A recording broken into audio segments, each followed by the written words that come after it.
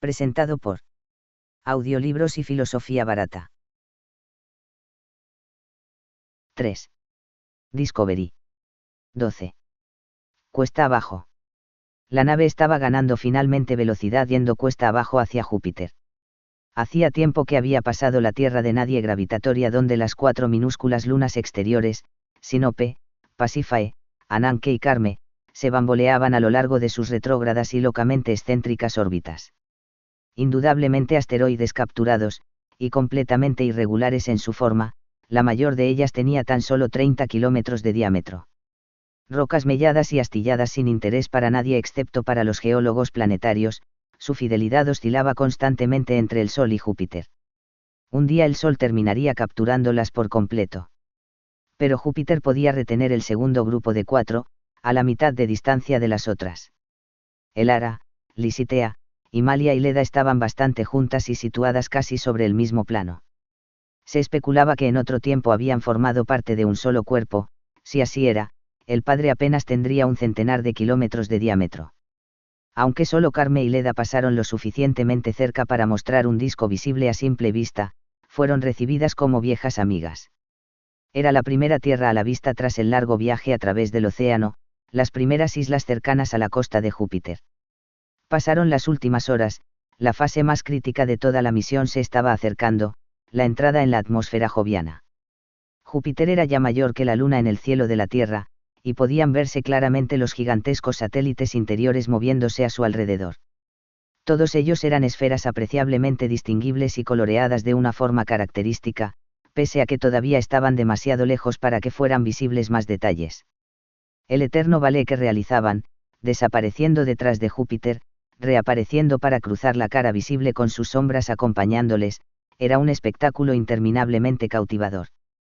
Era el mismo que los astrónomos habían contemplado desde que Galileo lo observara por primera vez hacía casi exactamente 4 siglos, pero la tripulación de la Leonov eran los únicos hombres y mujeres vivos en verlo sin la ayuda de aparatos. Las interminables partidas de ajedrez habían cesado, las horas libres se pasaban al telescopio, o en intensas conversaciones, o escuchando música, normalmente mientras se contemplaba la vista exterior. Y al menos un romance había llegado a su culminación a bordo. Las frecuentes desapariciones de Max Brailovsky y Ksenia Marchenko eran tema de muchas benévolas bromas. Eran, pensaba Floyd, una pareja curiosa. Max era un rubio grande y apuesto que había sido campeón de gimnasia, llegando a las finales en los Juegos Olímpicos de 2000. Aunque había rebasado ya la treintena, su expresión era franca y casi infantil. Que no engañaba a nadie, pese a su brillante titulación como ingeniero, a menudo sorprendía a Floyd por su ingenuidad y carencia de sofisticación. Era una de esas personas con las que resulta agradable hablar, pero no demasiado rato. Más allá de su propio campo, en el que indudablemente era un experto, era gracioso pero más bien superficial.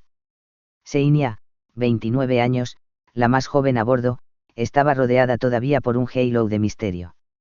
Puesto que nadie deseaba hablar de ello, Floyd nunca había planteado el tema de sus viejas heridas, y sus fuentes de Washington no podían proporcionarle información. Obviamente se había visto implicada en algún percance serio, pero podía tratarse de algo tan normal como un accidente automovilístico. La teoría de que había participado en una misión espacial secreta, lo cual todavía formaba parte de la mitología fuera de la URSS, podía ser desechada, gracias a las redes de rastreo de alcance planetario. Algo así no era posible desde hacía 50 años. Además de sus cicatrices físicas e indudablemente psicológicas, Ksenia trabajaba también bajo otro hándicap. Era un reemplazo de último momento, y todo el mundo lo sabía. La ayudante médico y dietista a bordo de la Leonov tenía que haber sido Irina Yakunin, antes de que aquel desgraciado problema con un planeador le rompiera varios huesos. Cada día, a las 6 h.m.g., la tripulación de 7 más un pasajero se reunía en la pequeña habitación común que separaba el compartimento de pilotaje de la cocina y los dormitorios. La mesa circular en su centro era apenas suficiente para que 8 personas se apretaran a su alrededor. Cuando Chandra y Kernow fueran revividos, sería imposible acomodarlos, y deberían acondicionarse 2 sillas extra en algún otro lugar. Aunque el Soviet de las 6, como era llamada la conferencia diaria en torno a la mesa, casi nunca duraba más de 10 minutos, jugaba un papel vital en el mantenimiento de la moral. Quejas, sugerencias, críticas, informes de progresos, todo podía ser planteado, sujeto tan solo al veto inapelable de la capitana, que raras veces lo ejercía. Típicos elementos de la inexistente agenda eran peticiones de cambios en el menú, peticiones de más tiempo para comunicaciones privadas con la Tierra, sugerencias de programación de películas, intercambio de noticias y chismorreos, y bienhumoradas pullas al contingente estadounidense, al que superaban en número. Las cosas cambiarían, les advertía Floyd, cuando sus colegas salieran de la hibernación y las relaciones se establecieran, de 1/7, a 3/9. No mencionaba su creencia particular de que Kernow podía abrumar, hablando o gritando, al menos a 3 personas a bordo. Cuando no estaba durmiendo, Floyd pasaba gran parte de su tiempo en la sala común, debido a que, pese a su pequeñez, era mucho menos claustrofóbica que su propio diminuto cubículo. También estaba alegremente decorada, con todas las superficies planas disponibles cubiertas con fotos de hermosos paisajes, panoramas marinos, acontecimientos deportivos, fotos de videoestrellas populares y otros recuerdos de la Tierra. Ocupaba un lugar de honor, sin embargo, un cuadro original de Leonov, su estudio de 1965 Más allá de la Luna, pintado el mismo año en que, siendo un joven teniente coronel, abandonó la Voskhod 2 y se convirtió en el primer hombre en la historia que realizó una excursión extravehicular, su famoso paseo espacial. Era evidente que se trataba del trabajo de un aficionado con talento antes que de un profesional, que mostraba el borde lleno de cráteres de la Luna con el hermoso Saeinas Iridum, la bahía de los arcos iris, en primer término. Asomándose monstruosamente sobre el horizonte lunar, estaba el delgado creciente de la Tierra, que abarcaba la oscurecida cara nocturna del planeta. Más allá llameaba el Sol, con los rayos de su corona brotando hacia el espacio millones de kilómetros a su alrededor. Era una composición impresionante, y un atisbo del futuro que ya por aquel entonces estaba tan solo a 3 años de distancia. Con el vuelo del Apolo 8, Anders, Borman y Lovell iban a ver esa espléndida visión a simple vista, mientras contemplaban flotar la Tierra sobre el horizonte lunar el día de Navidad de 1968. Heywood Floyd admiraba el cuadro, pero también lo contemplaba con entremezclados sentimientos. No podía olvidar que era más viejo que cualquier otra cosa en la nave, con una sola excepción. Él tenía 9 años cuando Alexei Leonov lo pintó. 13. Los mundos de Galileo. Incluso ahora, más de 3 décadas después de las revelaciones del primer vuelo de exploración del Voyager, nadie comprendía realmente por qué los 4 satélites gigantes de Júpiter diferían tan absurdamente los unos de los otros. Todos tenían aproximadamente el mismo tamaño y se hallaban en la misma parte del sistema solar y sin embargo eran totalmente distintos, como si fueran hijos de distinta madre. Solo Calisto, el más exterior, había resultado ser muy parecido a como se esperaba. Cuando la Leonov pasó a toda velocidad a una distancia de apenas algo más de 10.000 kilómetros, el más grande de sus incontables cráteres se hizo claramente visible a simple vista. A través del telescopio, el satélite parecía una bola de cristal que hubiera sido usada como blanco de rifles de largo alcance, estaba completamente cubierto de cráteres de todos los tamaños hasta el límite inferior de visibilidad. Calisto, había observado a alguien en una ocasión, se parecía más a la luna de la Tierra que la propia luna. Lo cual no era particularmente sorprendente. Uno podía esperar que ahí fuera, al borde del cinturón de asteroides, un mundo fuese constantemente bombardeado por restos a la deriva desde la creación misma del sistema solar.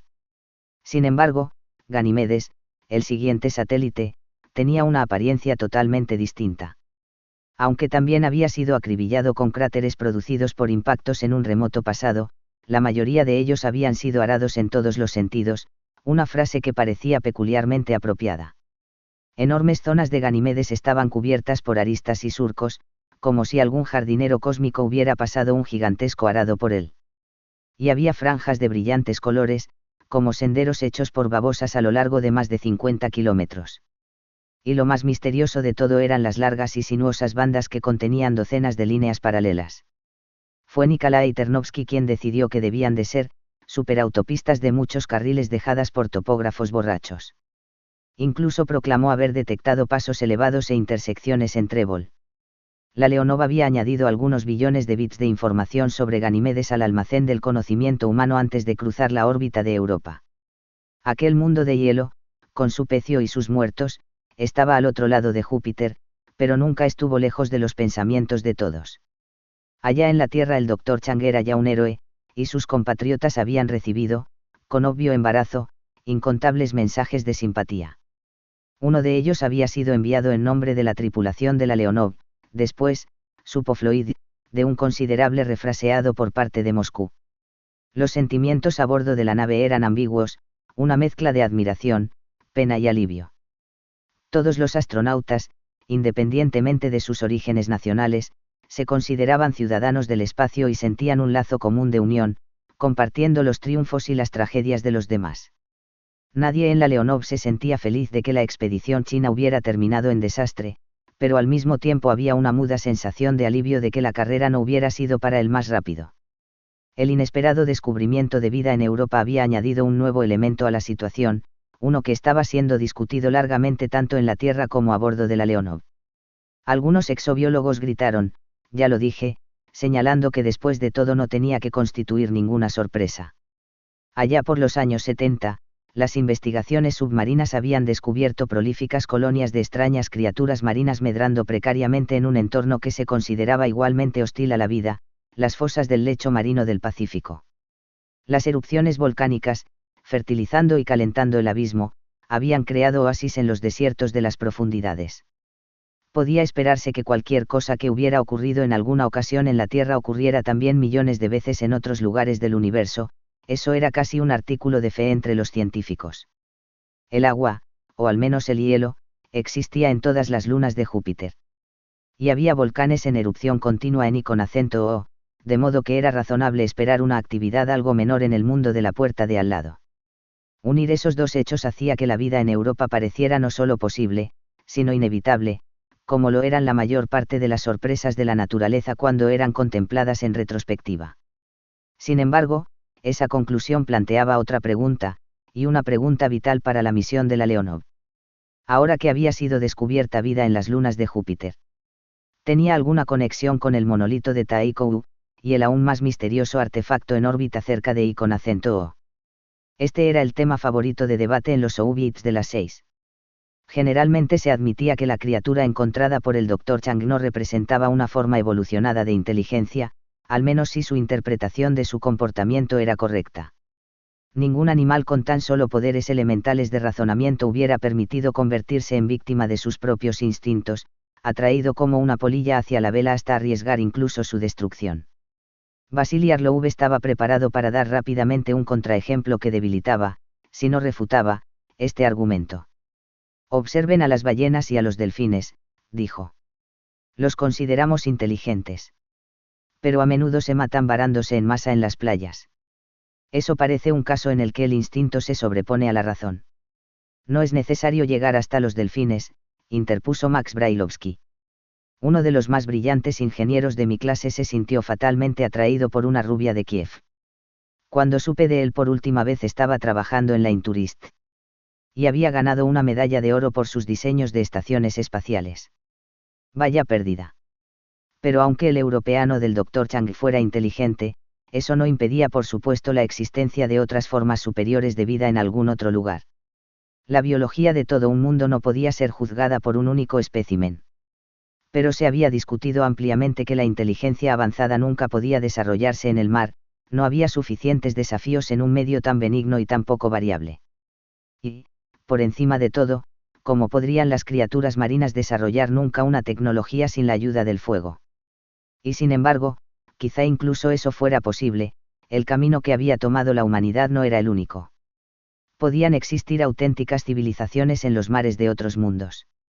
De todos modos, parecía poco probable que una cultura capaz de viajar por el espacio hubiera podido surgir en Europa sin dejar inconfundibles señales de su existencia en la forma de edificios, instalaciones científicas, lugares de despegue u otros artefactos. De polo a polo, no podía verse nada en Europa excepto hielo y unos pocos afloramientos de roca desnuda. No quedó tiempo para especulaciones y discusiones cuando la Leonov se precipitó más allá de las órbitas de I con acento O y el pequeño Mimas. La tripulación estaba atareada casi incesantemente, preparándose para el encuentro y la breve arremetida del peso tras meses en caída libre. Todos los objetos sueltos debían ser asegurados antes de que la nave penetrara en la atmósfera de Júpiter, y el tirón de la deceleración produciría máximos momentáneos que podían llegar a las 2 gravedades. Floyd era afortunado, solo él tenía tiempo de admirar el soberbio espectáculo del planeta que se aproximaba y que llenaba ahora casi la mitad del cielo. Puesto que no había nada allí que pudiera proporcionarle una escala, no había forma en que la mente pudiera captar su auténtico tamaño. Tenía que decirse constantemente que 50 tierras no podrían cubrir el hemisferio que ahora estaba vuelto hacia él. Las nubes, coloreadas como el más deslumbrante ocaso de la Tierra, se movían tan rápidamente que podía captar su movimiento en tan solo 10 minutos. Constantemente se formaban grandes remolinos a lo largo de la docena o así de bandas que rodeaban el planeta, para desaparecer luego como volutas de humo. Penachos de gas blanco brotaban ocasionalmente de las profundidades, para ser barridos por los fuertes vientos causados por la tremenda velocidad de rotación del planeta. Y quizá lo más extraño de todo fueran las manchas blancas, a veces espaciadas tan regularmente como perlas en un collar, que se divisaban entre los vientos alisios de las latitudes medias jovianas. Floyd vio poco a la capitana o al piloto en las horas inmediatamente anteriores al encuentro. Los Arlow apenas abandonaban el puente, comprobando constantemente la órbita de aproximación y efectuando minuciosas correcciones al rumbo de la Leonov. La nave estaba ahora en el sendero crítico que rozaría la atmósfera exterior. Si lo hacía a demasiada altura, el freno de la fricción no sería suficiente para disminuir su velocidad, y seguirían su camino hacia el exterior del sistema solar, más allá de cualquier posibilidad de rescate. Si lo hacía demasiado bajo, ardería como un meteoro. Entre los dos extremos había muy poco margen para el error. Los chinos habían probado que el frenado atmosférico era posible, pero siempre cabía la posibilidad de que algo fuera mal. Así que Floyd no se sintió en absoluto sorprendido cuando la comandante cirujano Rudenko admitió, justo una hora antes del contacto: estoy empezando a pensar, Woody, que debería haber traído ese icono después de todo. 14. Doble encuentro. Los papeles para la hipoteca de la casa de Nantucket deben de estar en el archivo señalado H en la biblioteca. Bien, estos son todos los asuntos en los que puedo pensar. Durante el último par de horas he estado recordando un grabado que vi cuando era niño en un destartalado volumen de arte victoriano, debía de tener al menos 150 años. No puedo recordar si era en blanco y negro o en color. Pero nunca olvidaré el título, no te rías, por favor. Se llamaba, El último mensaje a casa. Nuestros bisabuelos adoraban ese tipo de melodramas sentimentales. Muestra la cubierta de un velero en medio de un huracán, las velas están destrozadas y la cubierta inundada. Al fondo la tripulación está luchando por salvar la nave. Y en un primer plano un joven marinero está escribiendo una nota, mientras a su lado se halla la botella que espera la lleve hasta su país. Aunque por aquel entonces yo era un muchacho, tuve la sensación de que hubiera debido estar ayudando a sus compañeros y no escribiendo notas. De todos modos, me emocionó, nunca pensé que un día podría estar en una situación como la de ese joven marinero. Por supuesto, yo estoy seguro de que este mensaje llegará a su destino, y no hay nada que pueda hacer para ayudar a bordo de la Leonov. De hecho, se me ha pedido muy educadamente que me mantenga fuera del paso, así que mi conciencia está muy tranquila mientras dicto esto. Lo enviaré ahora al puente porque dentro de 15 minutos interrumpiremos la transmisión para entrar en el gran plato y asegurar todas las escotillas. He aquí otra hermosa analogía marítima para ti. Júpiter llena todo el cielo ahora. No voy a intentar describirlo, y ni siquiera voy a poder contemplarlo durante mucho rato porque los cierres van a entrar en acción dentro de pocos minutos. De todos modos, las cámaras lo reflejarán mucho mejor de lo que pueda hacerlo yo. Adiós, querida, y recibe mi amor para todos vosotros, en especial para Chris. Cuando recibas este mensaje ya todo habrá pasado, de una u otra forma. Recuerda que intenté hacerlo de la mejor manera posible en bien de todos. Adiós. Cuando hubo retirado la cinta de audio, Floyd flotó hacia el centro de comunicaciones y se la tendió a Sacha Kovalev. Por favor, asegúrese de que Seil antes de que cerremos, dijo seriamente.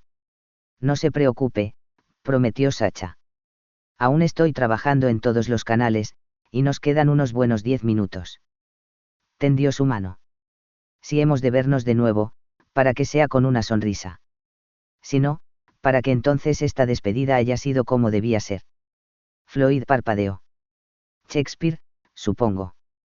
Por supuesto, Bruto y Casio antes de la batalla. Nos veremos más tarde. Tania y Vasily estaban demasiado enfrascados en la información de sus pantallas que se limitaron a agitar una mano en dirección a Floyd, y éste se retiró a su cabina. Ya había dicho adiós al resto de la tripulación, no tenía otra cosa que hacer que esperar. Su saco de dormir estaba preparado para el regreso de la gravedad cuando empezara la deceleración, y lo único que tenía que hacer era meterse en él. Antenas retraídas, todos los escudos protectores alzados, dijo el altavoz del intercom. Deberíamos notar el primer frenado dentro de 5 minutos. Todo normal. Esta es difícilmente la palabra que yo habría usado, murmuró Floyd para sí mismo. Pensé que quería decir, nominal. Apenas había concluido el pensamiento cuando sonó un tímido golpe en la puerta. Totam. Para su sorpresa, era Seinia. ¿Le importa que entre?, preguntó ella torpemente, con una voz de niñita que Floyd apenas reconoció. Por supuesto que no. Pero ¿por qué no está en su propio cubículo? Faltan solo 5 minutos para la reentrada. Incluso mientras formulaba la pregunta fue consciente de su estupidez. La respuesta era tan perfectamente obvia que Seinia ni se molestó en responder. Pero Seinia era la última persona a la que hubiera esperado, su actitud hacia él había sido siempre invariablemente educada pero distante. De hecho era el único miembro de la tripulación que prefería llamarle Dr. Floyd. Y sin embargo ahí estaba, claramente en busca de consuelo y compañía en el momento de peligro. Seinia, querida, dijo irónicamente. Es usted bienvenida. Pero mi alojamiento es más bien limitado. Uno podría llamarlo incluso espartano.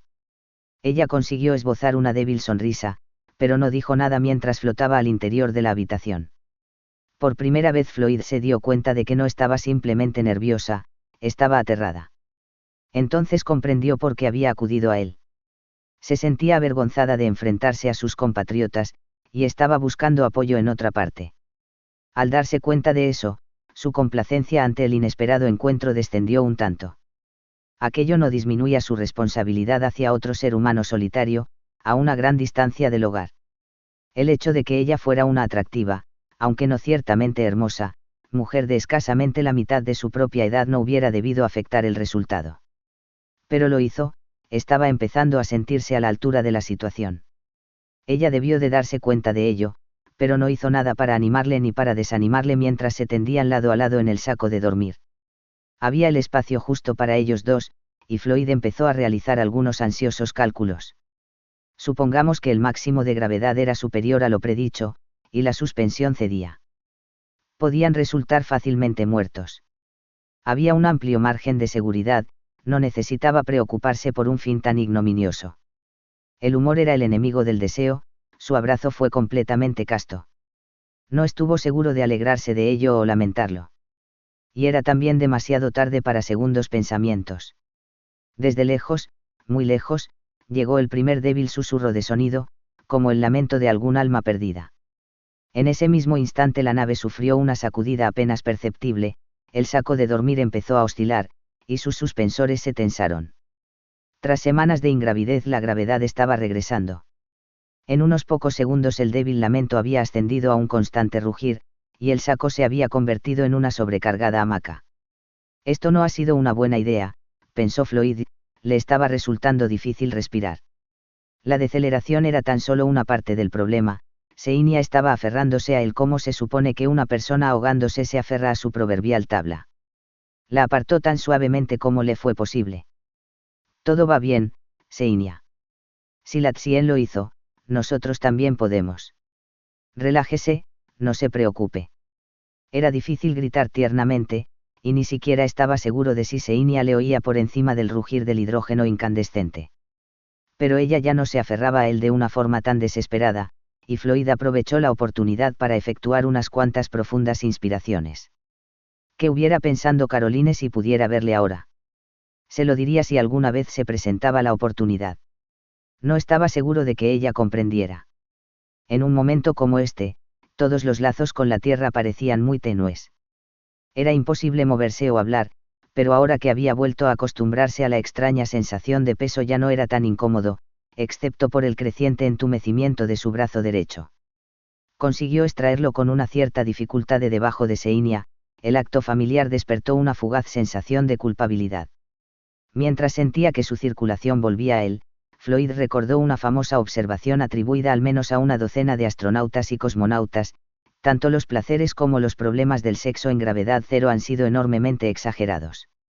Se preguntó cómo lo estaría pasando el resto de la tripulación, y tuvo un pensamiento momentáneo para Chandra y Kernow, durmiendo apaciblemente durante todo aquello.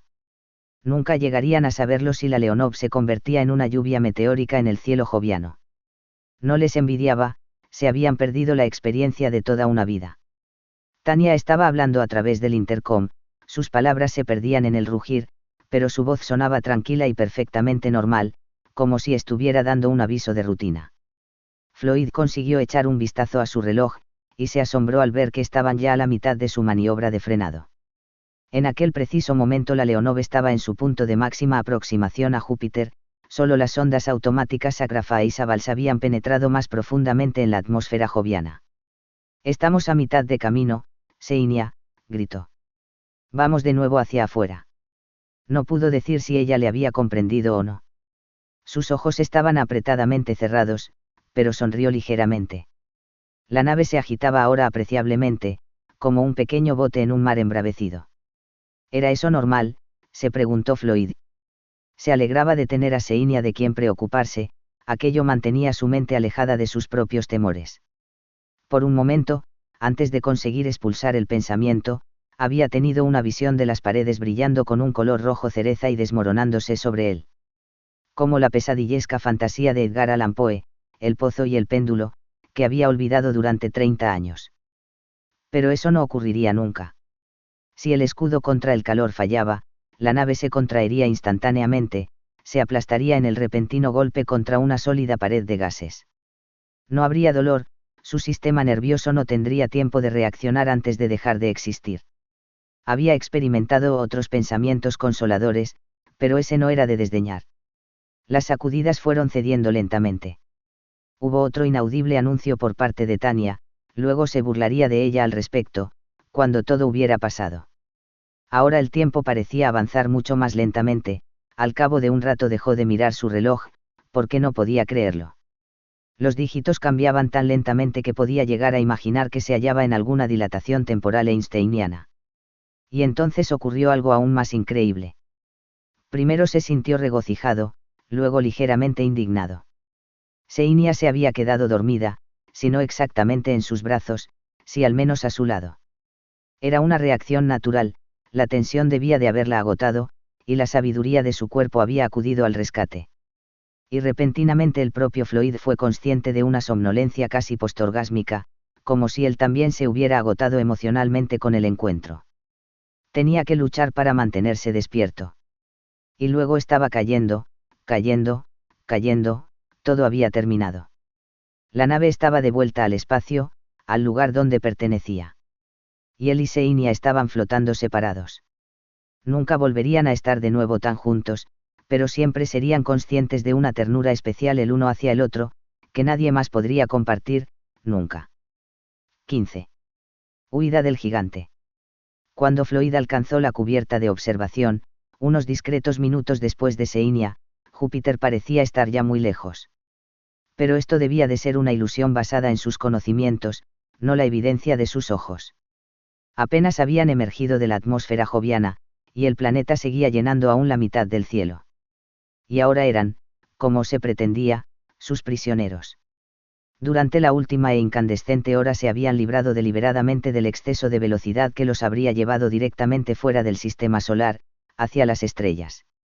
Ahora estaban viajando en una elipse, una clásica órbita Oman, que los mantendría entre Júpiter y la órbita de I con acento O, a 350.000 kilómetros de altitud.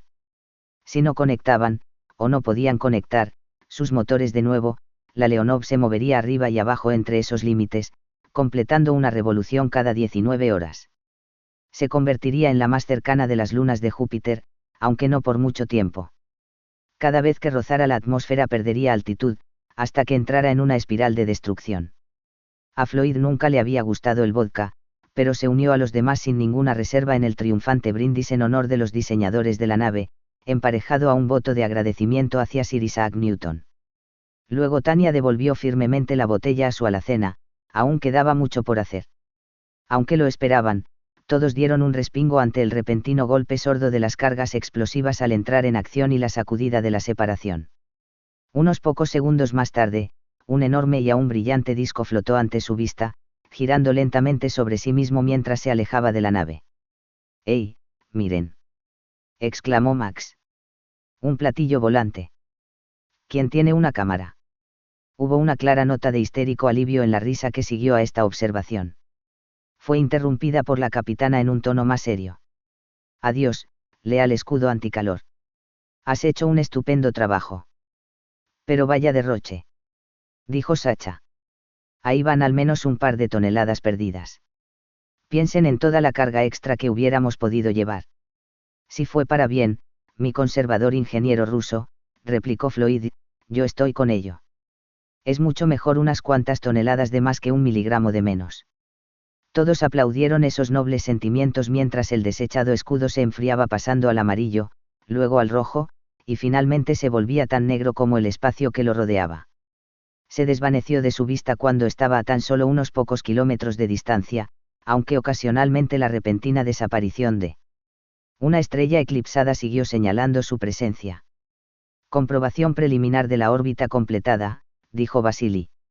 Estamos a menos de 10 metros por segundo de error sobre el vector correcto. No está mal para un primer intento. Hubo un discreto suspiro de alivio ante la noticia, y unos pocos minutos más tarde Vasily hizo otro anuncio. Cambiando posición para corrección de rumbo, vector delta 6 metros por segundo. 20 segundos de conexión de motores dentro de 1 minuto. Estaban aún tan próximos a Júpiter que era imposible creer que la nave estaba orbitando el planeta, podrían estar muy bien en un avión volando a gran altura y acabando de emerger de un mar de nubes. No había sentido de la escala, era fácil imaginar que estaban alejándose de algún ocaso terrestre, los rojos, rosas y carmesíes que se deslizaban bajo ellos eran tan familiares. Y eso era una ilusión, nada allí tenía ningún paralelo con la Tierra. Estos colores eran intrínsecos, no prestados por el sol poniente. Los gases eran completamente alienígenas, metano y amoníaco y una cocción de brujas de hidrocarburos, removidos en un caldero de hidrógeno o helio. Ningún rastro de oxígeno libre, el aliento de la vida humana. Las nubes avanzaban de horizonte a horizonte en filas paralelas, distorsionadas por ocasionales remolinos y reflujos. Aquí y allá géiseres de brillantes gases rompían el esquema, y Floyd pudo ver también el oscuro borde de un gran vórtice, un maelstrom de gases que conducía directamente hacia las insondables profundidades jovianas. Empezó a buscar la gran mancha roja, luego se rectificó rápidamente por tan estúpido pensamiento. Todo aquel enorme panorama de nubes que podía ver allá abajo era probable que tan solo fuera un escaso tanto por ciento de la inmensidad de la propia mancha roja, aquello era como esperar reconocer la forma de Estados Unidos desde un pequeño aeroplano volando a poca altura por encima de Kansas. Corrección completada. Nos hallamos ahora en órbita de intersección con y con acento O. Tiempo de llegada, 8 horas 55 minutos. Menos de 9 horas para subir desde Júpiter y encontrar lo que sea que nos esté esperando ahí, pensó Floyd. Hemos escapado del gigante, pero él representa un peligro que comprendemos y para el que podemos prepararnos. Lo que hay delante nuestro es un completo misterio. Y cuando hayamos sobrevivido a ese desafío, deberemos regresar de nuevo a Júpiter. Necesitaremos su fuerza para que nos envíe sanos y salvos de vuelta a casa. 16. Línea privada. Hola, Dimitri. Aquí Woody, cambiando a clave 2 dentro de 15 segundos. Hola, Dimitri. Multiplique claves 3 y 4, saque la raíz cuadrada, añada pi al cuadrado y utilice el siguiente número entero como clave 5. A menos que sus ordenadores sean 1.000.000 de veces más rápidos que los nuestros, y estoy condenadamente seguro de que no, nadie puede descodificar esto, ni en su lado ni en el mío. Pero es posible que tengan alguna explicación que dar, sea como sea, son buenos en ello. Incidentalmente mis fuentes, normalmente muy bien informadas, me hablaron del fracaso del último intento de persuadir al viejo Andrei de que dimitiera, deduzco que su delegación no ha tenido más suerte que las otras, y que aún tienen que cargar con él como presidente. Estoy riéndome a carcajadas, sirve correctamente a la academia. Sé que ha pasado los 90, y cada vez es más, bueno, testarudo. Pero no van a obtener ninguna ayuda de mí, pese a que soy el principal experto del mundo, perdón, del sistema solar, en la extirpación indolora de científicos viejos. Querrá creer que aún estoy ligeramente borracho. Creímos que merecíamos una pequeña fiesta, después del éxito de nuestro citación, maldita sea, cita, con la Discovery. Además teníamos a 2 nuevos miembros de la tripulación a quienes dar la bienvenida a bordo. Chandra no cree en el alcohol, lo hace demasiado humano, pero Walter Kernow cree por los dos. Solo Tania se mantuvo sobria como una piedra, tal como era de esperar.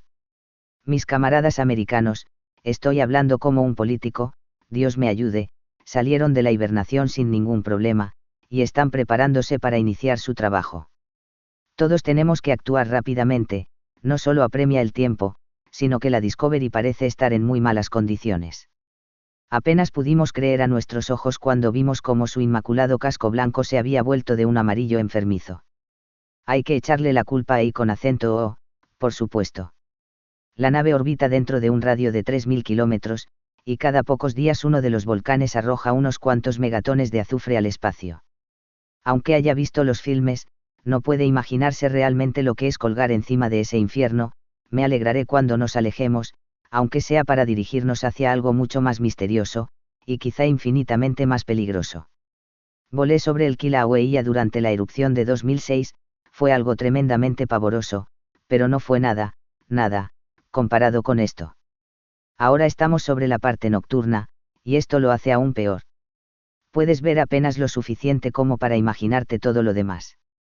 Es algo tan cercano al infierno que nunca desearía.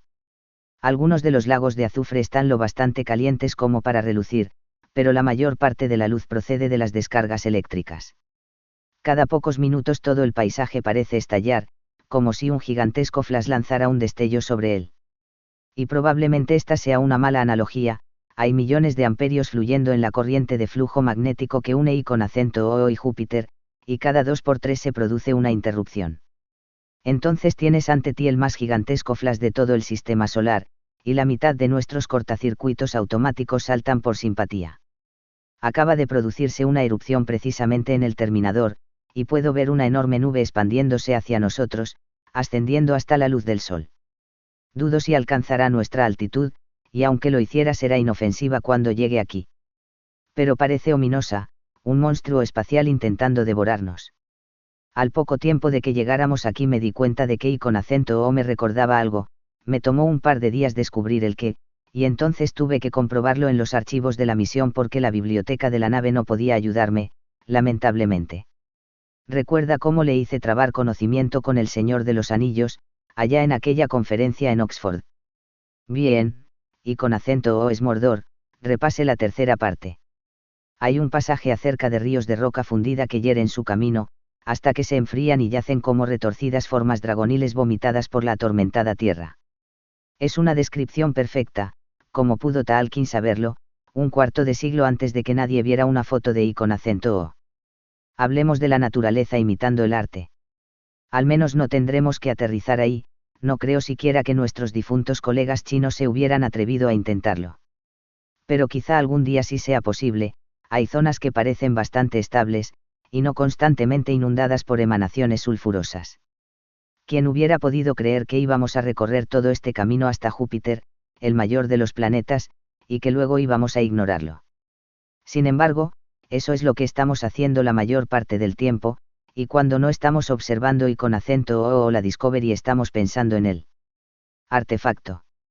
Se halla a una 10.000 kilómetros de distancia, allá arriba en el punto de libración, pero cuando lo contemplo a través del telescopio principal parece tan cercano que podría tocarlo. Puesto que está tan completamente desprovisto de rasgos, no hay indicación alguna de su tamaño, ninguna forma en que el ojo pueda juzgar que realmente tiene un par de kilómetros de largo. Si es sólido, tiene que pesar miles de millones de toneladas. Pero es sólido. Apenas da eco en el radar, ni siquiera cuando está alineado con nosotros. Podemos verlo solamente como una silueta negra contra las nubes de Júpiter, a 300.000 kilómetros por debajo de nosotros. Aparte su tamaño, parece exactamente igual al monolito que desenterramos en la Luna. Bien, mañana iremos a bordo de la Discovery, y no sé cuándo voy a tener de nuevo tiempo u oportunidad de hablar con usted. Pero hay otra cosa más, viejo amigo, antes de que corte. Se trata de Caroline. Ella nunca ha comprendido realmente que yo debía abandonar la Tierra, y en cierto sentido no creo que llegue a perdonarme nunca por completo. Algunas mujeres creen que el amor no es solamente lo único, sino todo. Quizá estén en lo cierto. De todos modos, ahora ya es demasiado tarde para discutirlo. Intente animarla un poco cuando tenga oportunidad. Ella habla de volver al continente. Me temo que sí lo hace. Si puede usted hacer algo, intente animar un poco a Chris también. Le echo en falta más de lo que me gusta admitir. Él siempre creerá al tío Dimitri, si usted le dice que su padre aún le sigue queriendo y que volverá a casa tan pronto como le sea posible. 17. Grupo de abordaje. Ni siquiera en las mejores circunstancias es fácil abordar una nave abandonada y poco cooperativa. De hecho, puede ser positivamente peligroso. Walter Kernow sabía esto como un principio abstracto, pero no lo sintió realmente en sus huesos hasta que vio todos los 100 metros de longitud de la Discovery girando sobre sí mismos, mientras la Leonov se mantenía a una prudente distancia. Hacía años la fricción había frenado la rotación del carrusel de la Discovery y transferido su impulso angular al resto de la estructura. Ahora, como la vara de una mayoret en lo más alto de su trayectoria, la nave abandonada daba lentamente vueltas sobre sí misma a lo largo de su órbita. El primer problema era detener ese giro, que hacía a la Discovery no solo incontrolable sino casi inaproximable mientras se enfundaba el traje en la esclusa de aire junto con Max Brailovsky. Kernow tuvo una sensación muy extraña de incompetencia. Ya lo había explicado desalentadamente, yo soy ingeniero espacial, no un mono espacial, pero había que hacer el trabajo. Solo él poseía la habilidad necesaria a que podía salvar la Discovery de la presa de I con acento O. Max y sus colegas, trabajando con diagramas poco familiares de circuitos y equipo, controles, esta podía haberse hundido ya en los sulfurosos pozos de fuego de allá abajo. No está asustado, ¿verdad? Preguntó Max cuando iban a ponerse los cascos. No lo suficiente como para orinarme en mi traje. Pero de otro modo, sí. Max soltó una risita. Ya le dije que era algo normal en este trabajo. Pero no se preocupe, lo meteré ahí dentro en una sola pieza con mí. ¿Cómo lo llama usted? Palo de escoba. ¿Por qué se suponía que las brujas montaban en él? Oh, sí. ¿Ha usado usted uno alguna vez? Lo intenté en una ocasión, pero se me escapó. Todos los demás pensaron que había sido muy divertido. Hay algunas profesiones que han desarrollado herramientas únicas y características, el garfio del estibador, la rueda del ceramista, la paleta del albañil, el martillo del geólogo. Los hombres que tenían que pasar gran parte de su tiempo en construcciones a gravedad cero habían desarrollado el palo de escoba. Era muy simple, un tubo hueco de tan solo 1 metro de largo, con un estribo en un extremo y un lazo de sujeción en el otro. Pulsando un botón, podía alargarse telescópicamente hasta adquirir 5 o 6 veces su longitud normal, y el sistema amortiguador interno permitía a un operador hábil realizar las más sorprendentes maniobras. El estribo podía convertirse también en una pinza o en un garfio si era necesario, había varios otros refinamientos, pero ese era el diseño básico. Parecía engañosamente fácil de usar, no lo era. Las bombas de la esclusa de aire terminaron su ciclo, el rótulo salida se iluminó, las puertas exteriores se abrieron y flotaron lentamente en el vacío. La Discovery giraba sobre sí misma a unos 200 metros de distancia. Siguiéndoles en su órbita en torno a I con acento O, que llenaba la mitad del cielo. Júpiter era invisible al otro lado del satélite. Era un asunto de elección deliberada, utilizaban I con acento O como un escudo para protegerse de las energías que bramaban arriba y abajo en la corriente de flujo magnético que unía a ambos mundos. Pese a ello, el nivel de radiación era aún peligrosamente alto, tenían menos de 15 minutos antes de tener que volver al abrigo de la nave. Casi inmediatamente, Kernow tuvo un problema con su traje. Me iba perfectamente cuando abandoné la Tierra, se quejó. Pero ahora bailo en su interior como un guisante en una olla. Eso es perfectamente normal, Walter, dijo la comandante cirujano Rudenko, entrando en el circuito de radio. Perdió usted 10 kilos en hibernación, cosa que podía permitirse perfectamente.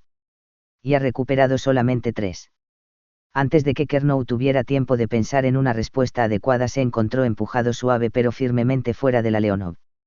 Simplemente relájese, Walter, dijo Brailovsky. No utilice sus impulsores, ni siquiera aunque empiece a dar volteretas. Déjeme a mí hacer todo el trabajo.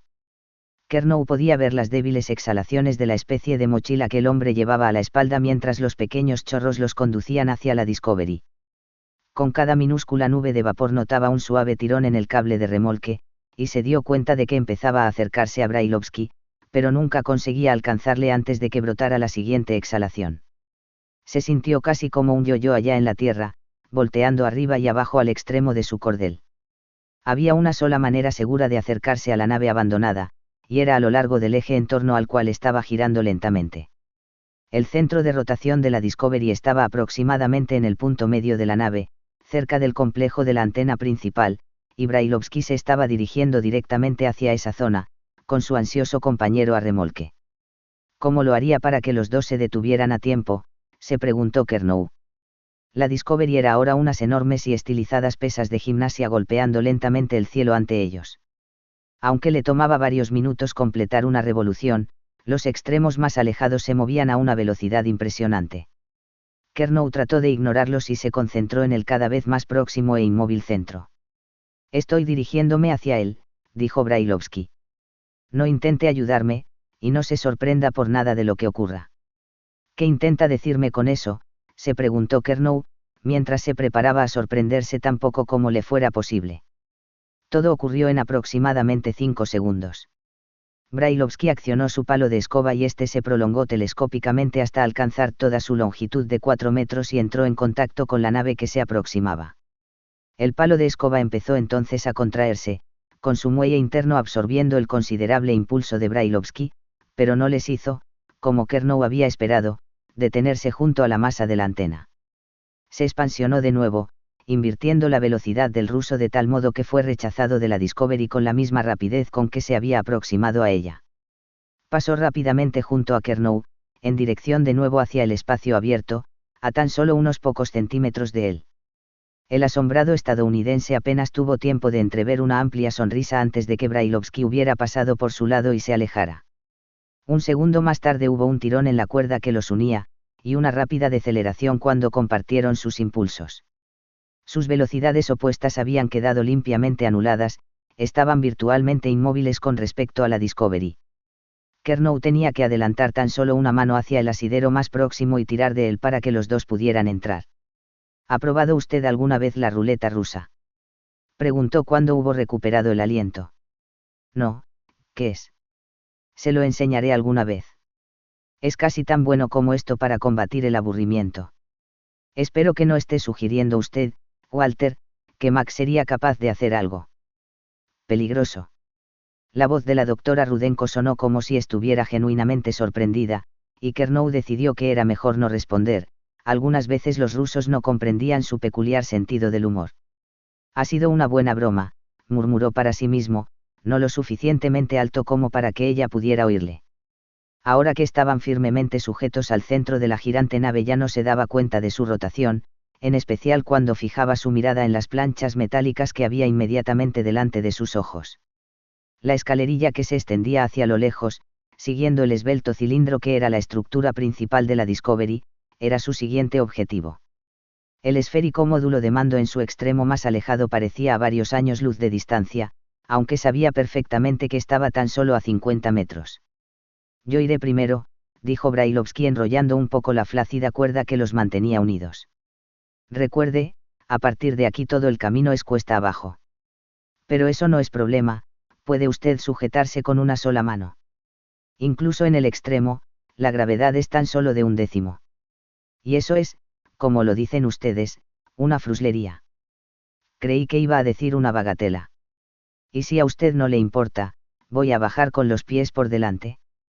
Nunca me ha gustado bajar de cabeza las escaleras, ni siquiera bajo gravedad fraccional. Era esencial, se daba muy bien cuenta Kernow, mantener aquel suave tono intrascendente, de otro modo, simplemente iba a verse abrumado por el misterio y el peligro de la situación. Allí estaba él, a casi 1000 millones de kilómetros de distancia de casa, preparándose para entrar en el más famoso pecio de toda la historia de la exploración espacial. En una ocasión un periodista había llamado a la Discovery la Marie Celeste del espacio, y no era una mala analogía. Pero había muchas más cosas que hacían que aquella situación fuera única, aunque intentara ignorar el paisaje lunar de pesadilla que llenaba la mitad del cielo. tenía un recuerdo constante de su presencia al alcance de la mano. Cada vez que tocaba los barrotes de la escalerilla, su guante desprendía una fina niebla de polvo de azufre.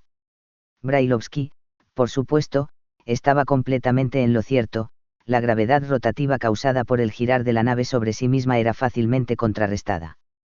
A medida que iba acostumbrándose a ella, Kernow incluso dio las gracias por la sensación de dirección que le proporcionaba. Y luego, inesperadamente, se dio cuenta de que habían alcanzado ya la enorme y descolorida esfera del módulo de control y habitación de la Discovery.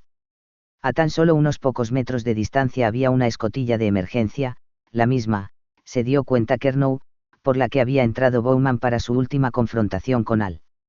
Espero que podamos entrar por ahí, murmuró Brailovsky. Sería una lástima haber recorrido todo este camino para encontrar la puerta cerrada. Frotó la capa de azufre que oscurecía el panel de control que indicaba la situación de la compuerta. No funciona, por supuesto. Vale la pena probar los controles. No hará ningún daño, pero no va a ocurrir nada. Tiene razón. Bien, lo haremos manualmente. Fue fascinante observar la estrecha rendija abrirse en la curvada pared y notar la ligera bocanada de vapor que se dispersó en el espacio arrastrando con ella un trozo de papel. Era algún mensaje vital. Nunca llegarían a saberlo, se alejó girando sobre sí mismo, sin perder nada de su impulso inicial hasta que desapareció contra el estrellado fondo.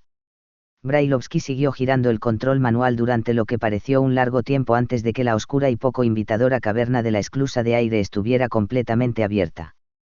Kernow había esperado que las luces de emergencia, al menos, funcionaran todavía. No hubo tanta suerte. Usted es el jefe ahora, Walter. Bienvenido a territorio de Estados Unidos. Realmente no parecía un lugar muy invitador cuando penetraron a gatas en él, paseando el haz de luz del foco de su casco por todo su interior. Por lo que Kernow podía decir, todo estaba en buen orden. ¿Qué otra cosa había esperado?, se preguntó con cierta irritación. Cerrar manualmente la puerta tomó aún más tiempo que abrirla, pero no había otra alternativa hasta que la nave dispusiera de nuevo de energía. Justo antes de que la compuerta se sellara, Kernow arriesgó una última mirada al insano panorama del exterior. Un fluctuante lago azul se había abierto cerca del ecuador, estaba seguro de que no estaba allí hacía unas pocas horas. Brillantes llamaradas amarillas, el color característico del sodio incandescente, danzaban en sus bordes, y la totalidad de la parte nocturna estaba velada por la fantasmal descarga de plasma de una de las casi continuas auroras de I con acento O. Era la materia de la que se formarían sus futuras pesadillas, y si eso no era suficiente, había además otro toque dado por la mano de algún artista surrealista loco. Como queriendo apuñalar el negro cielo, y emergiendo según todas las apariencias directamente de los pozos de fuego de la ardiente luna, había un inmenso y curvado cuerno, tal como indudablemente lo vería en un destello de predestinación un torero en el momento definitivo de la verdad. El creciente de Júpiter estaba ascendiendo para saludar a la Discovery y a la Leonov mientras seguían su curso hacia él a lo largo de su órbita común. 18. Rescate. En el momento en que la puerta exterior se cerró tras ellos se produjo una sutil inversión de papeles. Kernow estaba ahora en casa, mientras que Brailovsky estaba fuera de su elemento, incómodo en el laberinto de corredores y túneles oscuros como la noche que era el interior de la Discovery. En teoría Max conocía su camino en el interior de la nave, pero ese conocimiento estaba basado tan solo en el estudio de sus planos. Kernow, en cambio, había pasado meses trabajando en la aún incompleta hermana gemela de la Disco, podía encontrar su camino literalmente con los ojos vendados. El avance resultaba difícil porque aquella parte de la nave estaba diseñada para gravedad cero, ahora la incontrolada rotación proporcionaba una gravedad artificial que, por ligera que fuese, siempre parecía empujar hacia la dirección más indeseada. Lo primero que debemos hacer, murmuró Kernow tras deslizarse varios metros hacia abajo por un corredor antes de conseguir sujetarse a un asidero, es detener esa maldita rotación. Y no podremos conseguirlo hasta que tengamos energía. Confío en que Dave Bowman dejara protegidos todos los sistemas antes de abandonar la nave. ¿Está usted seguro de que abandonó la nave? De ser así, habría intentado regresar a ella. Puede que tenga usted razón, no sé si llegaremos a saberlo nunca. Ni si llegó a saberlo él mismo alguna vez. Entraron en la bodega de las cápsulas, el garaje espacial, de la Discovery, que normalmente contenía 3 de los esféricos módulos individuales utilizados para las actividades fuera de la nave. Solo estaba allí la cápsula número 3, la número 1 se había perdido en el misterioso accidente que había matado a Frank Pole y la número 2 estaba con Dave Bowman, allá donde estuviera este. La bodega de las cápsulas contenía también 2 trajes espaciales que daban la incómoda impresión de cadáveres decapitados, colgados allá en sus perchas desprovistos de sus cascos. La imaginación necesitaba muy poco esfuerzo, y la de Brailovsky estaba trabajando ahora a marchas forzadas, para llenarlos con toda una cohorte de siniestros ocupantes. Era lamentable, aunque no sorprendente, que el a veces irresponsable sentido del humor de Kernow diera lo mejor de sí en momentos como aquel. Max, dijo en un tono completamente serio, pase lo que pase, por favor no ahuyente al gato de la nave. Por unos breves milisegundos Brailovsky fue sorprendido con la guardia baja, casi estuvo a punto de responder, hubiera preferido que no dijera esto, Walter, pero se contuvo a tiempo. Aquello habría sido una maldita admisión de debilidad, en vez de ello, respondió. Me gustaría conocer al idiota que puso esa película en nuestra videoteca. Probablemente fue Caterina, para probar el equilibrio psicológico de todos nosotros. De todos modos, usted rió a mandíbula batiente cuando la proyectamos la semana pasada. Brailovsky guardó silencio, la observación de Kernow era perfectamente cierta. Pero aquello había ocurrido dentro del calor y la luz familiares de la Leonov, entre amigos, no en una nave abandonada, helada y a oscuras, poblada de fantasmas. No importaba lo racional que fuera uno, resultaba demasiado fácil imaginar a alguna implacable bestia alienígena rondando por aquellos corredores, buscando a alguien a quien devorar. Todo eso es culpa tuya, abuela, que la tundra siberiana sea benévola con tus queridos huesos, desearía que no hubieras llenado mi mente con esas horribles leyendas. Si cierro los ojos, todavía puedo ver la choza de Baba Yaga irguiéndose en aquel claro del bosque sobre sus larguiruchas patas de pollo. Ya basta de tonterías. Soy un brillante y joven ingeniero enfrentado al mayor desafío tecnológico de su vida, y no debo permitir que mi amigo americano sepa que a veces soy como un niñito asustado. Los ruidos no ayudaban. Había demasiados, aunque eran tan débiles que solo un astronauta experimentado podía detectarlos por encima de los ruidos de su propio traje. Pero para Max Brailovsky, acostumbrado a trabajar en un entorno de absoluto silencio, eran distintamente enervantes pese a que sabía que los ocasionales crujidos y chasquidos eran seguramente causados por la expansión térmica de la nave girando como un pollo en su asador. Por débil que fuera el sol ahí afuera, existía aún un apreciable cambio de temperatura entre luz y sombra. Incluso su familiar traje espacial resultaba extraño ahora que había presión tanto dentro como fuera de él. Todas las fuerzas que actuaban sobre sus articulaciones estaban sutilmente alteradas, y ya no podía juzgar correctamente sus movimientos. Soy un novato iniciando de nuevo todo mi entrenamiento, se dijo furioso. Ya es hora de romper mi mal humor efectuando alguna acción decisiva. Walter, me gustaría comprobar la atmósfera. La presión es correcta, la temperatura, es de 105 bajo cero. Un hermoso y reconfortante invierno ruso. De todos modos, el aire en mi traje mantendrá fuera lo peor del frío. Bien, adelante entonces. Pero déjeme mantener mi foco sobre su rostro para poder ver si empieza a ponerse azulado. Y siga hablando. Brailovsky soltó los cierres herméticos de su visor y alzó la placa transparente. Vaciló momentáneamente cuando dedos de hielo parecieron acariciar sus mejillas, luego inspiró con cautela, a continuación con mayor profundidad. Helado, pero mis pulmones no se están congelando. Sin embargo, hay un olor extraño. A rancio, a podrido, como si algo. Oh, no. Brailovsky palideció bruscamente, cerró con rapidez la placa transparente y aseguró su hermetismo. ¿Qué ocurre, Max? Preguntó Kernow con repentina y ahora perfectamente genuina ansiedad. Brailovsky no respondió, parecía como si aún estuviera intentando recuperar el control para evitar lo que siempre era un horrible y a veces fatal desastre, vomitar en un traje espacial. Hubo un largo silencio, luego Kernow dijo en un intento de tranquilizarlo. Entiendo. Pero estoy seguro de que se equivoca. Sabemos que Pole se perdió en el espacio. Bowman informó que eyectó a los otros tras su muerte en hibernación, y podemos estar seguros de que lo hizo. No puede haber nadie aquí. Además está tan frío. Casi añadió, como en una morgue, pero se controló a tiempo. Pero suponga, susurró Brailovsky, simplemente suponga, que Bowman consiguió volver a la nave, y murió aquí. Hubo un silencio aún más largo antes de que Kernow abriera lenta y deliberadamente su propia placa frontal. Se sobresaltó ante la mordedura helada del aire en sus pulmones, luego frunció disgustado la nariz. Entiendo lo que quiere decir. Pero está dejando correr demasiado su imaginación. Le apostaría 10 contra 1 a que este olor proviene de la cocina. Probablemente algunos alimentos se estropearon antes de que la nave se helara. Y Bowman debió de estar demasiado atareado para ocuparse convenientemente del mantenimiento de la casa. He conocido apartamentos de solteros que olían tan mal como esto. Quizá tenga razón. Espero que así sea. Por supuesto que así será. Y aunque no lo fuera, maldita sea, ¿qué diferencia habría? Tenemos un trabajo que hacer, Max.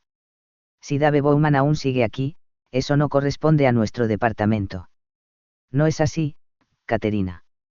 No hubo respuesta de la comandante cirujano, se habían adentrado demasiado en la nave para que la radio les alcanzase.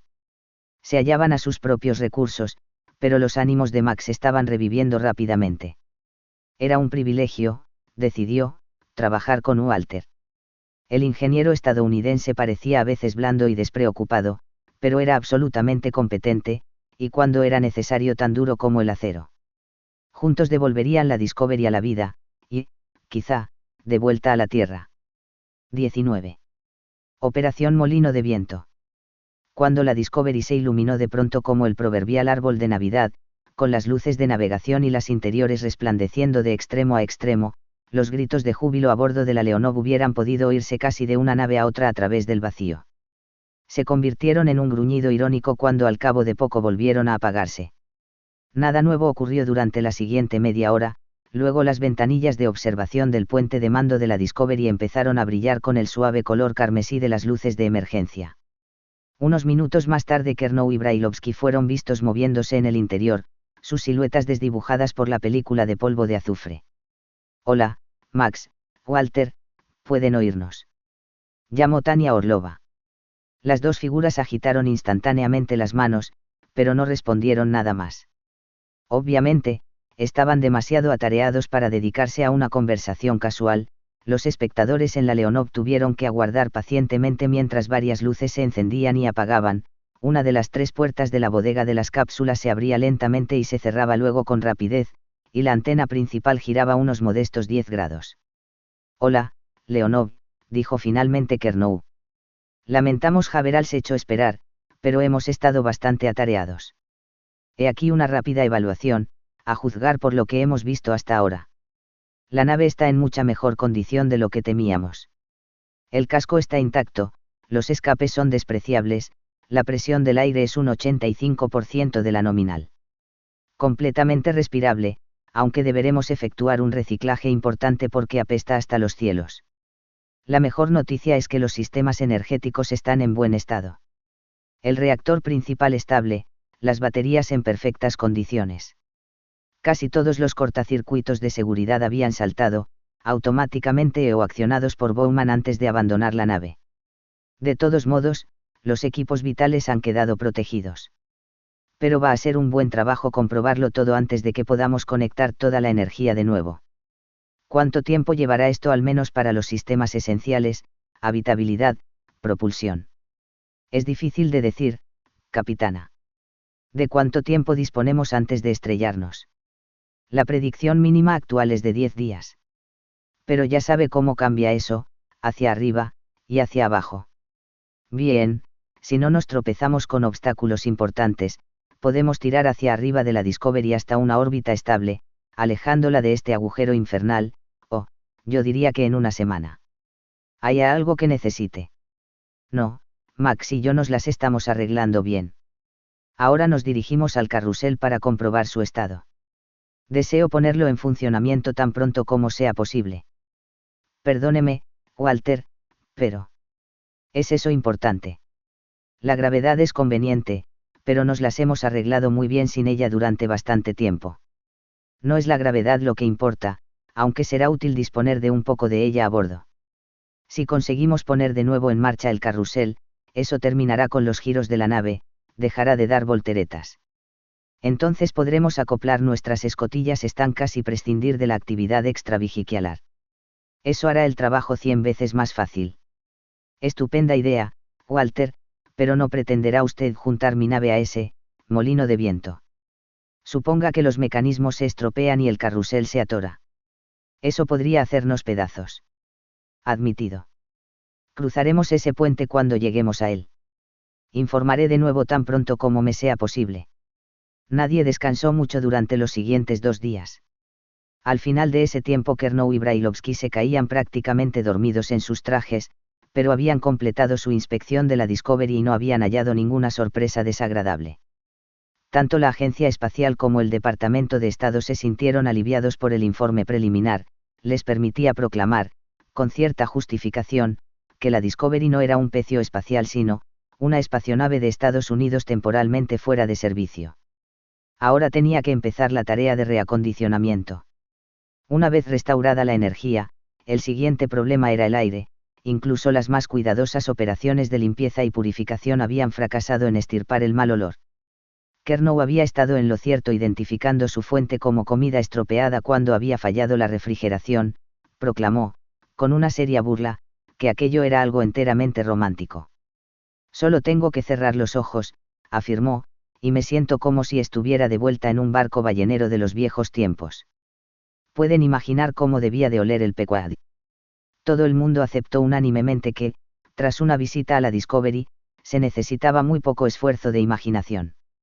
El problema fue resuelto, o al menos reducido a proporciones aceptables, renovando la atmósfera de la nave. Afortunadamente había un aire suficiente en los tanques para reemplazarla. Una noticia realmente bien recibida por todos fue que un 90% del propulsante necesario para el viaje de regreso estaba aún disponible. Elegir amoníaco en vez de hidrógeno como fluido de base para el motor de plasma había demostrado ser una excelente idea. El hidrógeno, por supuesto más eficiente, habría hervido y se habría perdido en el espacio muchos años antes pese al aislamiento de los tanques y la helada temperatura exterior. Pero casi todo el amoníaco había permanecido licuado y a salvo, y quedaba aún el suficiente para conducir la nave hasta una órbita estable en torno a la Tierra. O al menos alrededor de la Luna. Dominar el giro de hélice de la Discovery fue quizá el paso más crítico en el proceso de poner la nave bajo control. Sacha Kovalev comparó a Kernow y Brailovsky con Don Quijote y Sancho Panza, y expresó la esperanza de que su expedición al girante molino de viento tuviera más éxito. Muy cautelosamente, con muchas pausas para comprobaciones, se conectó la energía a los motores del carrusel, y el gran cilindro empezó a girar reabsorbiendo el movimiento rotatorio que hacía tanto tiempo había impartido a la nave. La Discovery ejecutó una compleja serie de precesiones hasta que finalmente sus volteretas sobre sí mismas se desvanecieron casi por completo. Los últimos restos de la indeseada rotación fueron neutralizados por los chorros de control de posición, hasta que las 2 naves estuvieron flotando inmóviles lado a lado, con la rechoncha y poco agraciada Leonov empequeñecida junto a la larga y esbelta Discovery. La transferencia de una a otra era ahora segura y fácil, pero la capitana Orlova seguía negándose a permitir una unión física. Todo el mundo estuvo de acuerdo con esta decisión, porque y con acento O se estaba acercando progresivamente, era posible que aún tuvieran que abandonar la nave para cuyo salvamento habían trabajado tan duro. El hecho de que ahora supieran la razón del misterioso deterioro orbital de la Discovery no ayudaba en absoluto. Cada vez que la nave pasaba entre Júpiter y con acento O cortaba el invisible campo del flujo magnético que unía los dos cuerpos, el río eléctrico que fluía de mundo a mundo. Las corrientes de contraflujo resultantes inducidas a la nave la iban frenando constantemente, disminuyendo su velocidad a cada revolución. No había forma de predecir el momento final del impacto, porque la corriente del flujo magnético variaba locamente según las propias e inescrutables leyes de Júpiter. A veces se producían dramáticas oleadas de actividad acompañadas por espectaculares tormentas eléctricas y auroras en torno a y con acento O. Entonces las naves perdían varios kilómetros de altitud, al tiempo que se volvían inconfortablemente calientes antes de que sus sistemas de control térmico consiguieran reajustarse.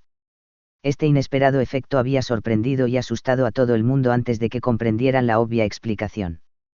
Cualquier forma de frenado produce calor en alguna parte, las densas corrientes inducidas en los cascos de la Leonov y la Discovery las convertían brevemente en hornos eléctricos de baja energía. No era sorprendente que algunas de las reservas de comida de la Discovery se hubieran ido estropeando a lo largo de los años en que la nave había estado alternativamente calentándose y enfriándose. El supurante paisaje de I con acento O, que parecía más que nunca una ilustración de un libro de texto de medicina, estaba a tan solo 500 kilómetros de distancia cuando Kernow se arriesgó a activar el impulsor principal mientras la Leonov permanecía alejada a una muy respetable distancia. No se produjeron efectos visibles, nada del humo y el fuego de los antiguos cohetes químicos, pero las dos naves se alejaron progresivamente la una de la otra a medida que la Discovery ganando velocidad. Tras algunas horas de muy suaves maniobras, ambas naves se habían elevado 1 millar de kilómetros, ahora era el momento de relajarse brevemente y de hacer planes para el siguiente paso dentro de la misión. Ha hecho usted un trabajo maravilloso, Walter, dijo la comandante cirujano Rudenko, apoyando un grueso brazo en torno de los cansados hombros de Kernow. Todos nos sentimos orgullosos de usted. De forma casual rompió una pequeña cápsula bajo la nariz del hombre. Pasaron 24 horas antes de que éste se despertara, irritado y hambriento. 20. Guillotina. ¿Qué es eso? Preguntó Kernow con un ligero desagrado alzando el pequeño mecanismo en su mano. Una guillotina para ratones. No es una mala descripción, pero estoy tras algo mucho más grande. Floyd señaló una centelleante flecha en la pantalla, que ahora mostraba el complicado diagrama de un circuito. ¿Ve esta línea? Sí, la fuente principal de energía. Y este es el punto donde penetra en la unidad central de proceso de HAL. Me gustaría que instalara usted este artilugio ahí. Dentro de la conducción del cableado, allá donde no pueda ser descubierto sin una búsqueda deliberada. Entiendo. Un control remoto, de modo que se pueda desconectar a HAL siempre que usted quiera. Muy limpio, y con una hoja no conductora además, de modo que no se produzcan embarazosos cortocircuitos cuando se la deje caer. ¿Quién fabrica esos juguetes? La CIA. Eso no importa. El control está en mi habitación, esa pequeña calculadora roja que siempre tengo en mi escritorio. Póngala a 9 nueves, saque la raíz cuadrada y pulse INT. Eso es todo. No estoy seguro de su alcance, tendremos que comprobarlo, pero mientras la Leonov y la Discovery estén dentro de un radio de un par de kilómetros la una de la otra no habrá peligro de que HAL se vuelva de nuevo un loco homicida. ¿Qué piensa decir usted acerca de esa cosa? Bien, la única persona a quien se la estoy ocultando realmente es a Chandra. Me lo imaginaba. Pero cuantos menos sepan de ella, menos probable es que llegue a sus oídos. Le diré a Tania que existe, y que si se produce una emergencia usted sabe mostrarle cómo operarla. ¿Qué tipo de emergencia? Esa no es una pregunta muy brillante, Walter. Si lo supiera, no necesitaría esta maldita cosa. Supongo que tiene razón. Cuando desea que instale su cortacuellos patentado. Tan pronto como pueda.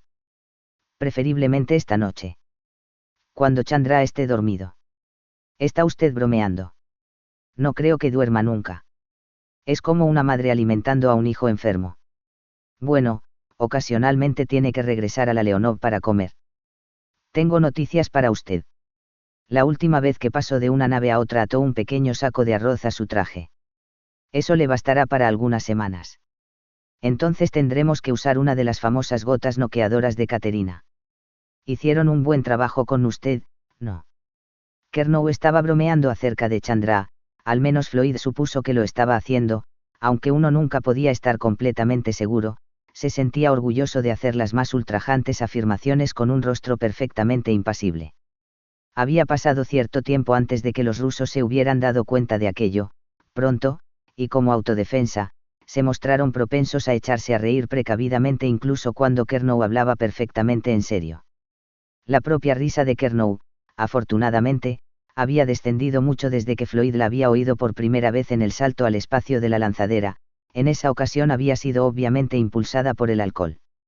Había esperado volver a oírla de nuevo en la fiesta de final de órbita, cuando la Leonov había alcanzado finalmente su cita con la Discovery, pero incluso en esa ocasión, aunque Kernow había bebido bastante, había permanecido mucho más bajo control que la propia capitana Orlova.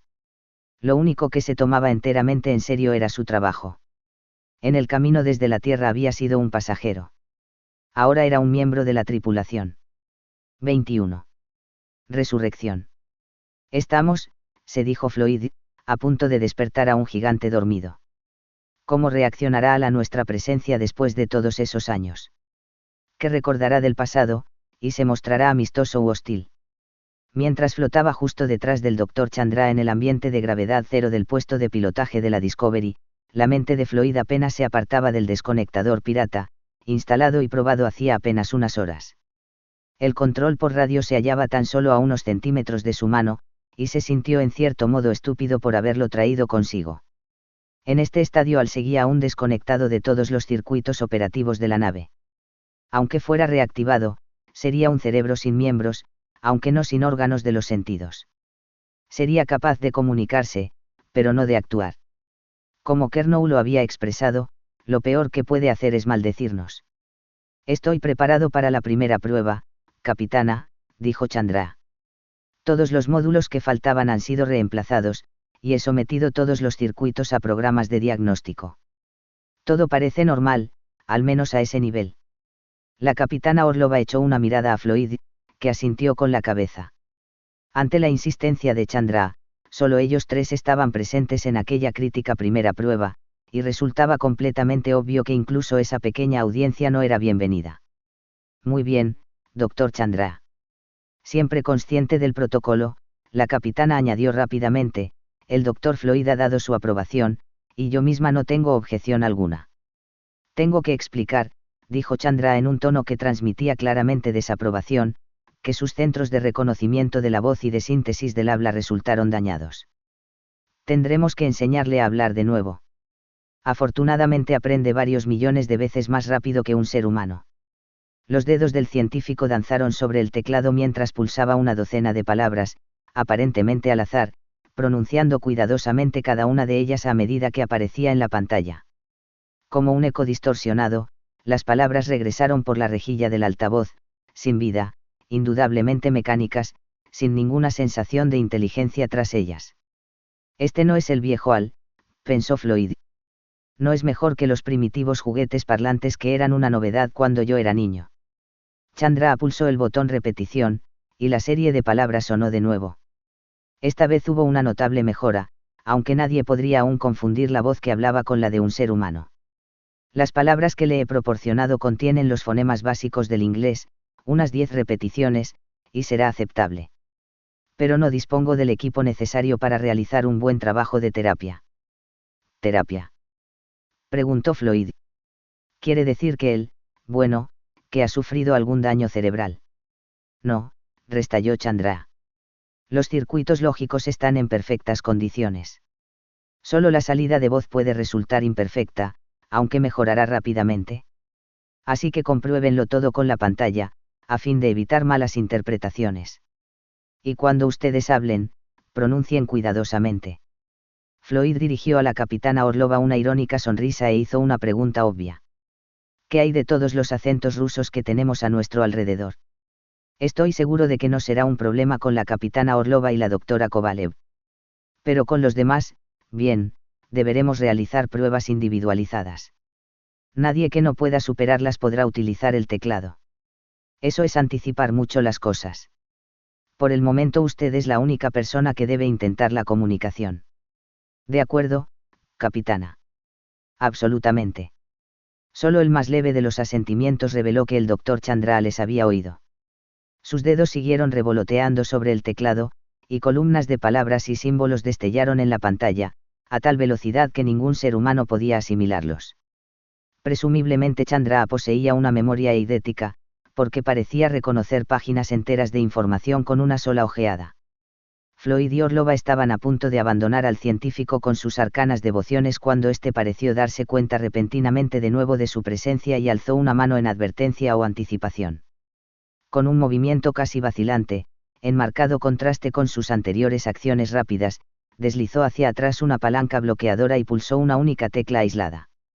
Al instante, sin pausa perceptible, una voz brotó de la consola, ya no una parodia mecánica de la voz humana, había inteligencia, consciencia, conocimiento de sí mismo allí, aunque todavía solo a un nivel rudimentario. Buenos días, Dr. Chandra. Aquí Al. Estoy listo para mi primera lección. Hubo un momento de impresionante silencio, luego, actuando bajo el mismo impulso, los dos observadores abandonaron la sala. Heywood Floyd jamás lo hubiera creído. El doctor Chandra estaba llorando.